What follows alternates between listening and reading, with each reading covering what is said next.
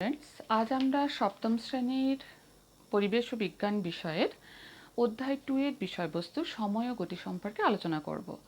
আজ আমাদের আলোচনার দ্বিতীয় পর্ব। প্রথম পর্ব বা পার্ট 1 এর ক্লাসে আমরা আলোচনা করেছিলাম স্থির বস্তু, গতিশীল বস্তু, নির্দেশতন্ত্র, বিভিন্ন প্রকার গতি, এছাড়াও অতিক্রান্ত দূরত্ব, সরণ, দ্রুতি, বেগ, ত্বরণ ও মন্দন সম্পর্কে। আজ আমরা যে বিষয়গুলো নিয়ে আলোচনা করব সেগুলো হচ্ছে বল কি, বিভিন্ন প্রকার বল যেমন কার্যকর বল, প্রতিমিত বল, এছাড়াও নিউটনের যে 3টি গতিসূত্র, নিউটনের প্রথম গতিসূত্র, দ্বিতীয় গতিসূত্র ও তৃতীয় গতিসূত্র সম্পর্কে। তাহলে চলো শুরু করা যাক। আমরা গত পর্বের ক্লাসে ত্বরণ সম্পর্কে আলোচনা করেছিলাম। দেখো, ত্বরণ সম্পর্কিত একটা প্রবলেম প্রথমে একটু দেখে নিই। প্রশ্নে বলেছে দেখো যে রমেন 15 মিটার পার সেকেন্ড বেগে সাইকেল চালাচ্ছিল। হঠাৎ ব্রেক কষার ফলে 3 সেকেন্ড পরে সাইকেলটি স্থির অবস্থায় এলো। সাইকেলটির বেগের পরিবর্তনের হার নির্ণয় করো। তাহলে বেগের পরিবর্তনের হার মানে এটা ত্বরণ হতে পারে অথবা মন্দন হতে পারে, তাই তো? তাহলে অঙ্কটা করি। দেখো, অঙ্ক করতে গেলে প্রথমেই দেখবো যে কি কি দেওয়া আছে। রমেন 15 মিটার পার সেকেন্ড বেগে সাইকেল চালাচ্ছিল, মানে কি দেওয়া আছে? প্রদত্ত প্রাথমিক বেগ, প্রথমে বেগ হচ্ছে 15 মিটার পার সেকেন্ড। এক্ষেত্রে দেখো 3 সেকেন্ড পরে সাইকেলটি স্থির অবস্থায় এলো, তাহলে সময় কত? টি, টাইম, তাই স্মল টি দিয়ে সময়কে ডিনোট করা হয়। এটা হচ্ছে 3 সেকেন্ড। স্থির অবস্থায় এলো মানে অন্তিম বেগ ভি সমান কিন্তু 0, তাই তো? আমাকে বার করতে হবে সাইকেলটির বেগের পরিবর্তনের হার। বেগের পরিবর্তনের হার মানে যদি বেগের পরিবর্তনটা ক্রমাগত বাড়ে তাহলে সেটা ত্বরণ, বেগের পরিবর্তন ক্রমাগত কমে সময়ের সঙ্গে সঙ্গে তাহলে সেটা মন্দন। দেখি বেগের পরিবর্তনের হার আমরা কি করে বার করব?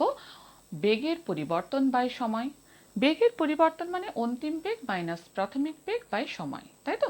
অন্তিম বেগ দেওয়া আছে কত? দেখো ভি সমান 0 বসিয়ে দাও, মাইনাস ইউ বা প্রাথমিক বেগ সমান 15 বসিয়ে দাও, বাই টি সময় হচ্ছে 3 বসিয়ে দাও। তাহলে কি পেলাম? -15/3 মানে -5 metre per second square. Metre per second square কেন লিখলাম? বেগের পরিবর্তনের হার এর একক হচ্ছে মিটার পার সেকেন্ড স্কোয়ার। দেখো এক্ষেত্রে বেগের পরিবর্তনের হারটা ঋণাত্মক, তাই তো? তাহলে আমরা বলতে পারি এখানে এক্ষেত্রে ত্বরণ ঋণাত্মক। তাহলে আসলে কি হয়েছে? সাইকেলের মন্দন হয়েছে। তাহলে অতএব আমরা লিখতে পারি সাইকেলের মন্দন 5 মিটার পার সেকেন্ড স্কোয়ার। বোঝা গেল? এইভাবে কিন্তু ত্বরণ বা মন্দন সংক্রান্ত অঙ্কগুলো আমরা করতে পারি। এরপর আসি দেখো বল ব্যাপারটাতে। বল বা ফোর্স কি?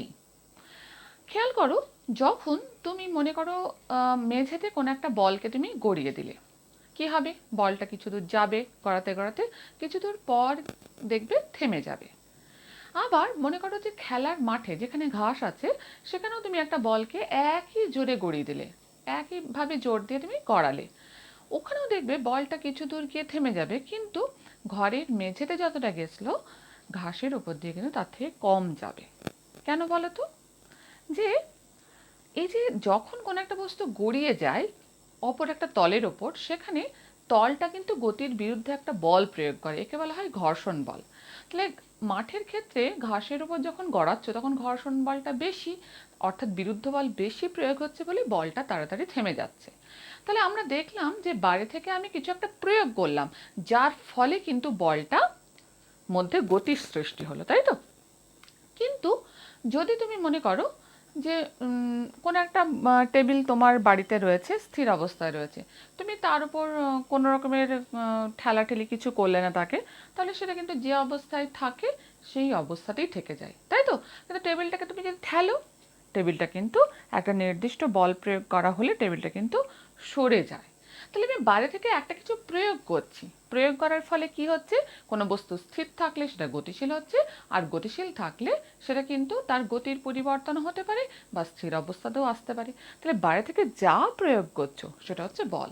তাহলে কীভাবে লিখতে পারি? দেখো, বাইরে থেকে যা প্রয়োগ করে কোনো স্থির বা গতিশীল বস্তুর অবস্থার পরিবর্তন করার চেষ্টা করা হয় বা করা হয়।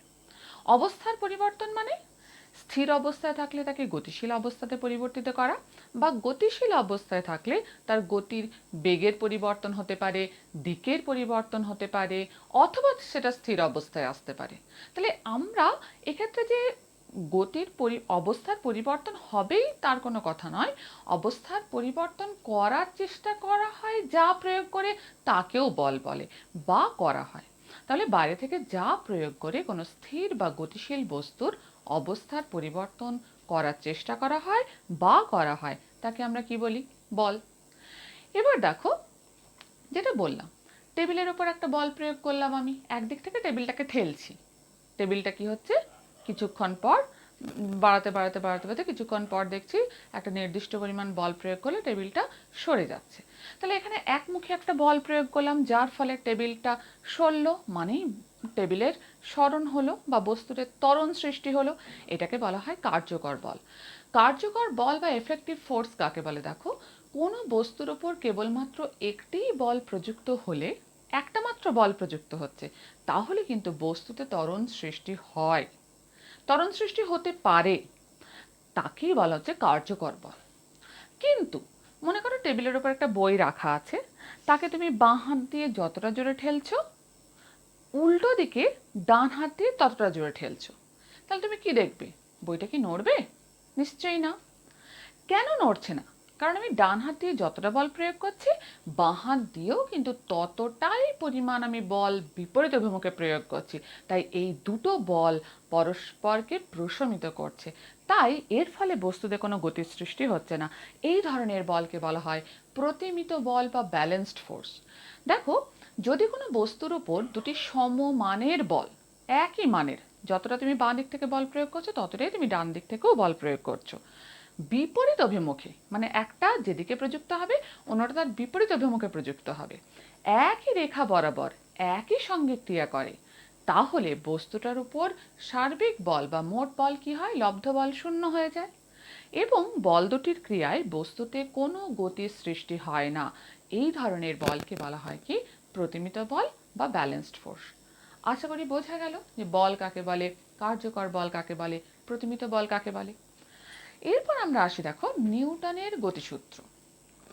বিজ্ঞানী নিউটন কি করেছিলেন যে কতগুলো গতি সংক্রান্ত সূত্র দিয়েছিলেন, সেগুলোকে আমরা নিউটনের প্রথম গতিসূত্র, দ্বিতীয় গতিসূত্র এবং তৃতীয় গতিসূত্র বলে থাকি।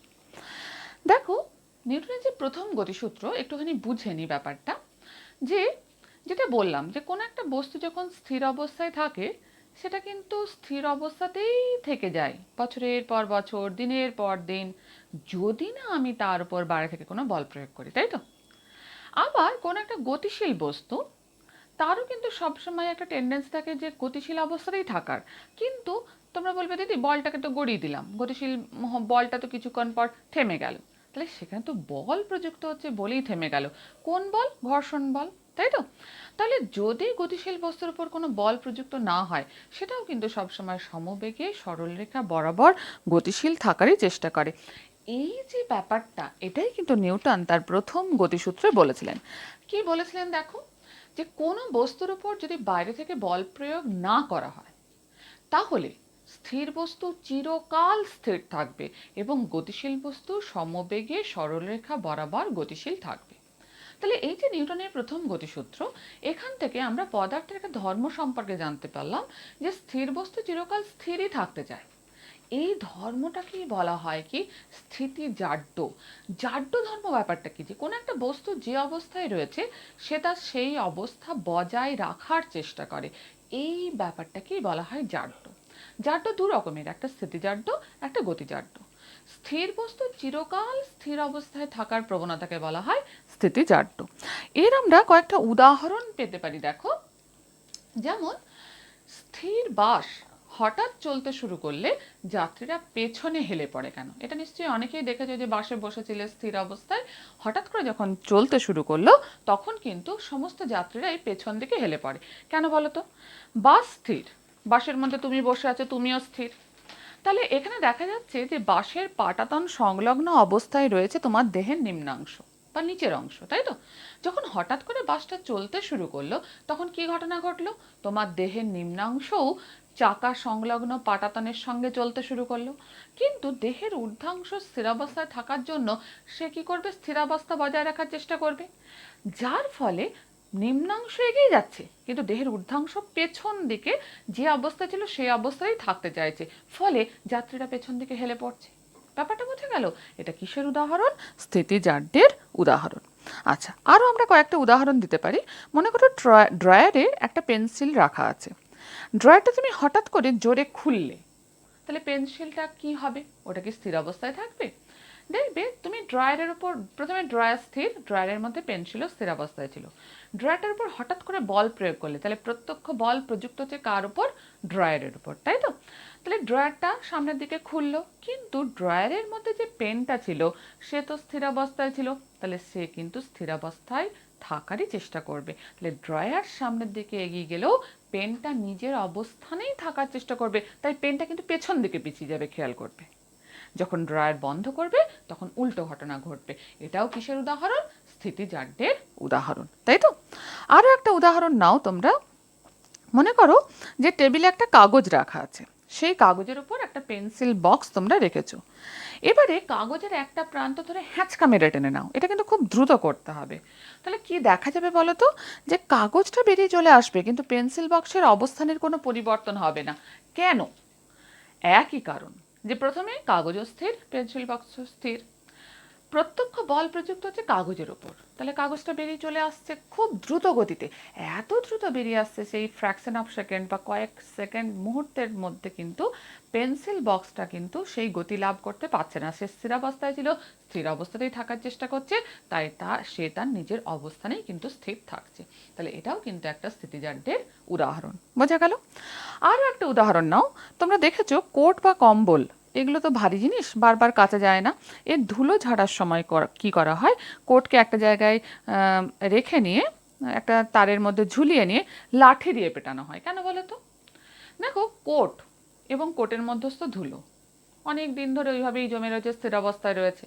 এবার ঝুলিয়ে নিয়ে যখন হঠাৎ তুমি কোটকে লাঠি দিয়ে পেটাচ্ছ, কোটের উপর প্রত্যক্ষ বল প্রয়োগ হচ্ছে, তাহলে কোটটা কি হচ্ছে? সরে যাচ্ছে।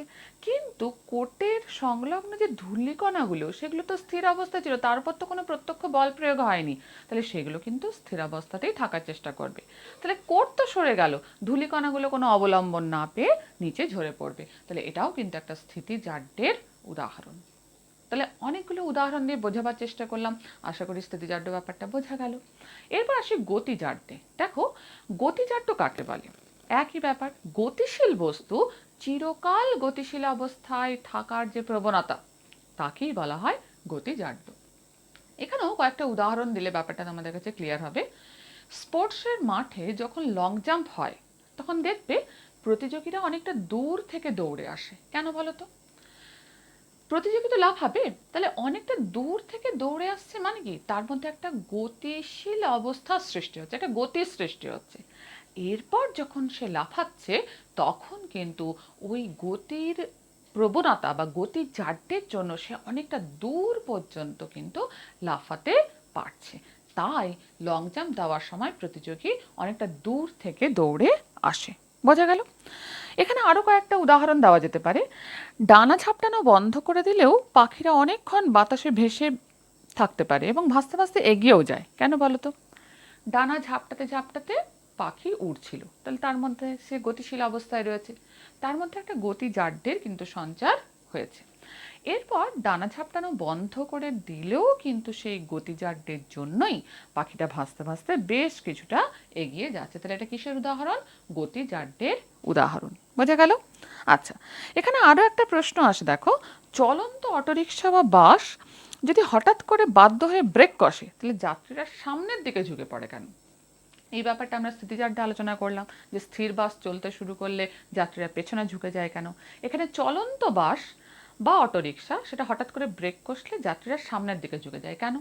দেখো, যখন চলছিল অটোরিকশা বা বাস তখন অটোরিকশা বা বাসের সঙ্গে যাত্রীরাও তো চলন্ত অবস্থায় ছিল। তাহলে পাটাতন সংলগ্ন যে দেহের নিম্নাংশ সেটা গতিশীল অবস্থায় রয়েছে, তাহলে সেটা গতিশীল অবস্থাতেই থাকতে চাইবে। হঠাৎ করে যখন ব্রেক কষা হচ্ছে তখন কি হচ্ছে, যে পাটাতন স্থির হয়ে যাচ্ছে, পাটাতন সংলগ্ন অবস্থায় দেহের নিম্নাংশ রয়েছে বলে সেটাও স্থির হয়ে যাচ্ছে, কিন্তু দেহের ঊর্ধ্বাংশ কি করছে, গতি বজায় রাখার চেষ্টা করছে গতিজাড্যের জন্য, তাই কিন্তু ঊর্ধ্বাংশটা সামনের দিকে এগিয়ে যাচ্ছে এবং আমরা সামনের দিকে হেলে যাচ্ছি। বোঝা গেল? আচ্ছা, তাহলে গতিজাড্য ব্যাপারটা অনেকটা বোঝা গেল। এরপর আমরা আসি দেখো নিউটনের দ্বিতীয় গতিসূত্র। দ্বিতীয় গতিসূত্র বুঝতে গেলে আমাদের একটা ব্যাপার বুঝতে হবে। দেখো প্রথম গতিসূত্রে আমরা বুঝলাম যে বল প্রয়োগ না করা হলে স্থির বস্তু চিরকাল স্থির থাকবে, গতিশীল বস্তু সমবেগে সরলরেখা বরাবর চলতে থাকবে, তাই তো? কিন্তু যদি বল প্রয়োগ করা হয় তাহলে কিন্তু বস্তুর অবস্থার পরিবর্তন ঘটবে। কোন একটা বস্তুর ভর কিন্তু স্থির, ভরের পরিবর্তন হয় না। যখন বল প্রয়োগ করা হয় তখন বেগের পরিবর্তন ঘটে। তাহলে কোন একটা বস্তুর মধ্যে ভর আর বেগ, এই দুটোর সমন্বয়ে বস্তুটার মধ্যে যে ধর্মের সৃষ্টি হয় তাকে বলা হয় ভরবেগ। তাহলে বল প্রয়োগ করলে যদি কোনো একটা বস্তুর বেগের পরিবর্তন হয় তাহলে তার ভরবেগেরও পরিবর্তন হবে, হ্যাঁ কি না? তাহলে দেখো এটাই নিউটনের দ্বিতীয় সূত্র বলছে যে কোনো বস্তুর ভরবেগের পরিবর্তনের হার, মানে সময়ের সঙ্গে সঙ্গে ভরবেগের যে পরিবর্তনটা হয় সেটা কিন্তু বস্তুর উপর প্রযুক্ত বলের সমানুপাতি। যত বেশি বল প্রয়োগ করা হবে তত বেগের পরিবর্তনের হার যেমন বাড়বে, ভরবেগের পরিবর্তনের হারও বাড়বে। যদি প্রযুক্ত বলের পরিমাণ কম হয় ভরবেগের পরিবর্তনের হারও কম হবে, এবং বল যেদিকে প্রযুক্ত হবে ভরবেগের পরিবর্তনও সেই দিকে ঘটবে। এখান থেকে দেখা যায় যে এই যে বল কতটা প্রয়োগ করা হচ্ছে সেটা পরিমাপ করা যায় কিভাবে, ভর ইন্টু 1 সেকেন্ডে বেগের পরিবর্তনের হার, বা 1 সেকেন্ডে বেগের পরিবর্তন মানেই হচ্ছে কি আমার ত্বরণ। তাহলে ভর ইন্টু ত্বরণ এর গুণফল দ্বারা কিন্তু বল পরিমাপ করা হয়। দেখো বল বা ফোর্স, একে ক্যাপিটাল এফ দিয়ে ডিনোট করা হয়। ভর মাস, তাহলে স্মল এম দিয়ে ভরকে চিহ্নিত করা হয়। এবং ত্বরণ একে আমরা বলি অ্যাসিলারেশন, তাই স্মল এ দিয়ে ত্বরণকে নির্দেশ করা হয়। তাহলে আমরা বলতে পারি বল সমান ভর ইন্টু ত্বরণ, বা এফ সমান এম ইন্টু এ, এইভাবে বল পরিমাপ করা হয়।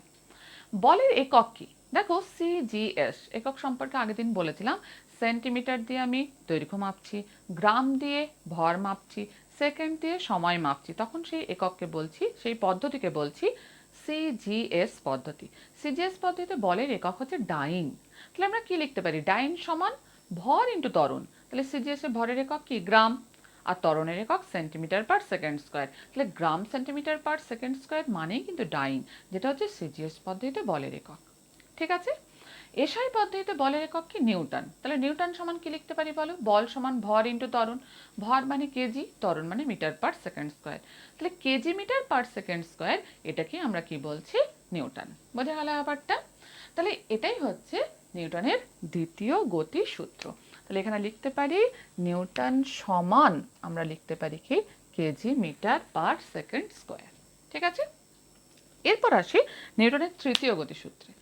তৃতীয় গতিসূত্র কি বলছে দেখো, যে ক্রিয়া এবং প্রতিক্রিয়া পরস্পর সমান ও বিপরীতমুখী। এবার তোমরা বলবে দিদি ক্রিয়া কি, প্রতিক্রিয়া কি, কিছুই তো বুঝলাম না।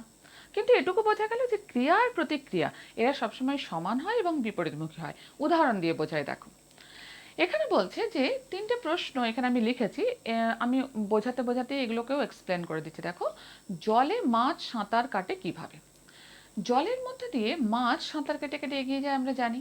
দেখো মাছের যে পাখনাগুলো রয়েছে, বক্ষ পাখনা, শ্রোণী পাখনা, পায়ু পাখনা, পৃষ্ঠ পাখনা এবং পুচ্ছ পাখনা, সেগুলোকে কিন্তু মাছ নাড়ায় জলের মধ্যে। কেন নাড়ায় না, ওই পাখনাগুলোর সাহায্যে জলকে ঠেলে পেছন দিকে ঠেলার চেষ্টা করে, তাই তো? জলকে পেছন দিকে ঠেলার চেষ্টা করে পাখনাগুলো দিয়ে, এটা হচ্ছে ক্রিয়া। এর ফলে কি হয়, যে যে জলটাকে সরাচ্ছে সেই জলও কিন্তু পাখনাগুলোর উপর একটা সমান এবং বিপরীতমুখী বল প্রয়োগ করে, তাকে বলা হয় প্রতিক্রিয়া।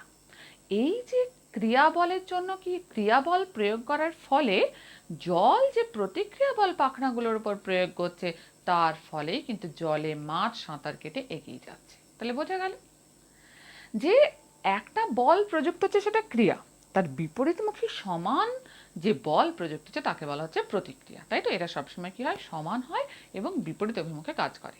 আচ্ছা, আরও একটা উদাহরণ নাও। আমরা হাঁটি কিভাবে? দেখবে আমরা হাঁটার সময় পা দিয়ে কিন্তু মাটির উপর একটা বল প্রয়োগ করি, দেখবে তির্যকভাবে, তাই তো? তির্যকভাবে যখন আমরা বল প্রয়োগ করছি মাটির ওপর, তখন দেখা যায় যে মাটিও কিন্তু বিপরীত অভিমুখে আমাদের পায়ের ওপর একটা বল প্রয়োগ করে, যার ফলে কিন্তু পাটা মাটি থেকে উঠে আসে এবং আমরা হাঁটতে পারি। তাহলে আমরা যে বল প্রয়োগ করছি মাটির উপর সেটা ক্রিয়া, এবং মাটি যে বলটা প্রয়োগ করছে আমাদের পায়ের উপর সেটা হচ্ছে প্রতিক্রিয়া। এটা সমান এবং বিপরীতমুখী হওয়ার জন্য কি হচ্ছে, মাটি আমাদের পায়ের উপর বল প্রয়োগ করছে বলেই পাটা মাটি থেকে উঠছে এবং আমরা এগিয়ে যাচ্ছি, তাই তো? আচ্ছা, আরও একটা উদাহরণ নিই। নৌকা থেকে লাফ দিয়ে ডাঙায় আসলে নৌকা পিছিয়ে যায় কেন? দেখবে নৌকা থেকে যখন লাফ দেওয়া হয় তখন পা দিয়ে কিন্তু নৌকার পাটাতনের উপর একটা বল প্রয়োগ করা হয়, সেটাকে আমরা ধরলাম ক্রিয়া। এই ক্রিয়াবলের প্রভাবেই কিন্তু নৌকা পিছিয়ে যায়। কিন্তু যখনই ক্রিয়াবল প্রযুক্ত হলো তখনই নৌকার পাটাতন কিন্তু একটা বিপরীতমুখী বল পায়ের উপর প্রয়োগ করে, যার ফলেই ব্যক্তিটা কিন্তু লাফিয়ে ডাঙায় আসে এবং দেখতে পায় যে নৌকাটা পিছিয়ে যাচ্ছে। বোঝা গেল? তাহলে এখানে ক্রিয়া প্রতিক্রিয়া তো বুঝলাম, কিন্তু একটা জিনিস দেখো, ক্রিয়া আর প্রতিক্রিয়া সবসময় কিন্তু পৃথক বস্তুর উপর বা আলাদা বস্তুর উপর ক্রিয়া করছে।